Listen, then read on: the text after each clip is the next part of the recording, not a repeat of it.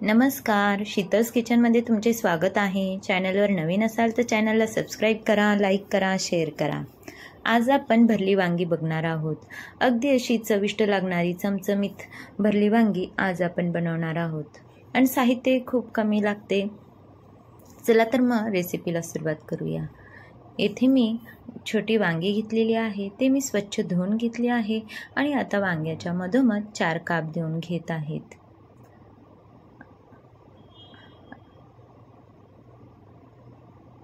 आपल्याला वांग्याच्या मधोमध असे काप देऊन घ्यायचे आहे आणि मध्ये वांग किडलेलं आहे का नाही तेही चेक करून घ्यायचं आहे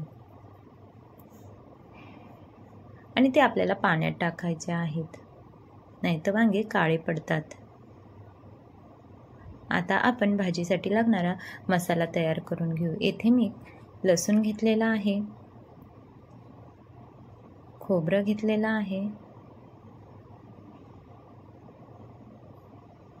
आणि आलं घेतलेलं आहे।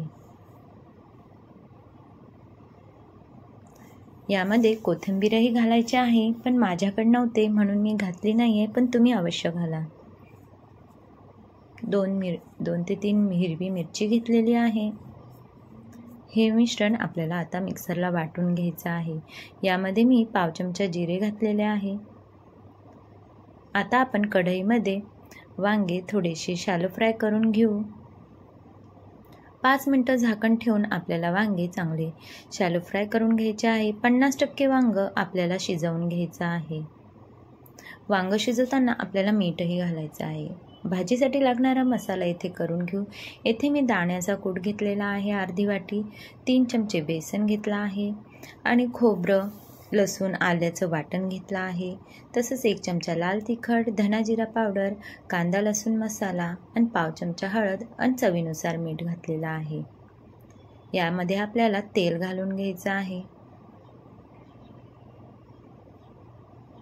वांग्यामध्ये मी थोडंसं मीठ घालून घेतलं आहे, जेणेकरून वांग्याला चव खूप छान येते।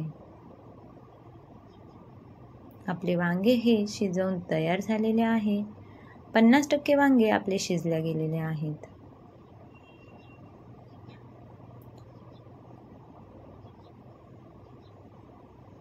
आता आपण मसाला 2 चमचे तेल घालून मिक्स करून घेऊ।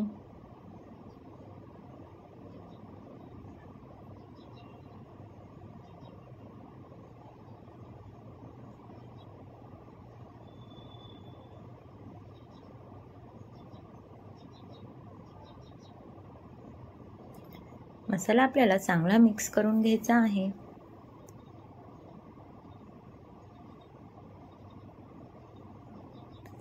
त्यानंतर आपल्याला कढईमध्ये तेल घालून मोहरी घालायची आहेत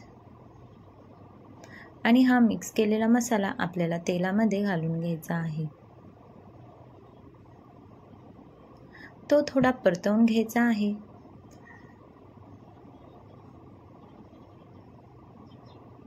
त्यानंतर आपल्याला त्यामध्ये वांगे घालून घ्यायचे आहे आणि त्या मसाल्यामध्ये मिक्स करून घ्यायचे आहेत। 5 ते 7 मिनिटं आपल्याला मसाला हा चांगला परतवायचा आहे। तेल तुम्ही तुमच्या आवडीनुसार कमी जास्त करू शकता। आपला मसाला हा परतून झालेला आहे। आता यामध्ये मी गरम पाणी घालत आहे। पाणी आपल्याला गरमच घालायचे आहे, त्यामुळे भाजीला चव चांगली येते। गार पाण्याने भाजीची चव बिघडते। आता आपण हे चांगलं मिक्स करून घेऊ आणि झाकण ठेवून शिजण्याकरता ठेवून देऊ।